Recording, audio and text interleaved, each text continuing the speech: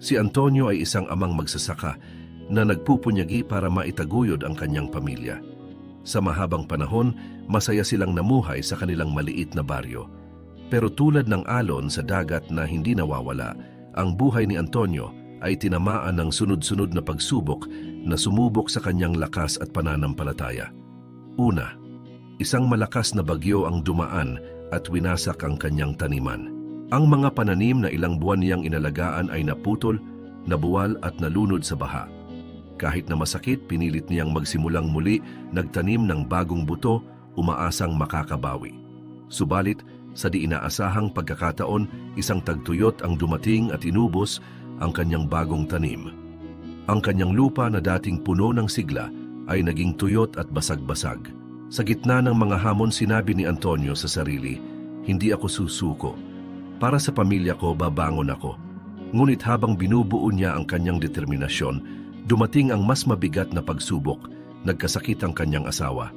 Kinailangan ni Antonio na maghanap ng pera para ipagamot ito, kaya't nangutang siya sa bangko at sa mga kakilala. Habang binabayaran ang utang, nawala na rin ang ilan sa kanilang mga ari-arian. Pakiramdam ni Antonio, unti-unti siyang hinihila ng mga pagsubok na parang walang katapusan. Parang tuwing tatayo siya, may puwersang nagtutulak sa kanya pababa. Sa puntong iyon, ang kanyang lakas ay halos maubos na. Isang araw habang nakatingin si Antonio sa puting ulap sa kalangitan, naalala niya ang kwento ng ikapitong istasyon ng krus, ang ikalawang pagbagsak ni Jesus. Ang bigat ng krus ay nagpabagsak kay Jesus sa kalsadang batuhan, ngunit hindi siya nanatiling nakahandusay. Tumayo siya, hindi dahil madali iyon, kundi dahil alam niyang may layunin ang kanyang paghihirap. Naalala ni Antonio na hindi lahat ng pagbagsak ay katapusan.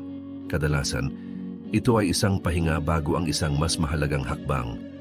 Buong tapang na nagpasya si Antonio na hindi susuko. Naghanap siya ng alternatibong trabaho sa bayan at naging isang construction worker habang tinutulungan pa rin ang kanyang pamilya sa bukid tuwing walang pasok sa trabaho. Hindi naging madali ang bawat araw. May mga pagkakataong naiiyak siya dahil sa sobrang pagod, ngunit hindi siya tumigil. Sa bawat pagbagsak, mas tumatatag ang kanyang loob. Sa loob ng ilang taon, unti-unting nabayaran ni Antonio ang kanilang mga utang. Ang kanyang asawa ay gumaling na rin sa tulong ng tamang paggamot. Ang kanyang lupain na akala niya ay wala ng pag-asa ay unti-unting muling nagbigay ng ani. Sa huli, hindi lamang siya nakabangon, naging inspirasyon siya sa iba sa kanilang baryo na huwag sumuko sa buhay. And aral sa kwento ni Antonio ay nagpapakita na ang paulit-ulit na pagkadapa ay hindi sukatan ng ating kahinaan, kundi isang paalala na tayo ay laging may kakayahang bumangon. Sa bawat pagbagsak, may pagkakataon tayong maging mas matatag, mas matapang, at mas puno ng pananampalataya. Ang konklusyon ay ang ikalawang pagbagsak ni Jesus ay sumasalamin sa hamon ng buhay ng bawat isa sa atin. Kahit ilang beses tayong madapa, ang mahalaga ay ang ating kakayahang bumangon muli. Tulad ni Antonio, harapin natin ang mga pagsubok ng may tapang at pananalig. Sapagkat sa bawat hakbang na ating ginagawa patungo sa tagumpay, palaging nariyan ng Diyos upang gabayan tayo.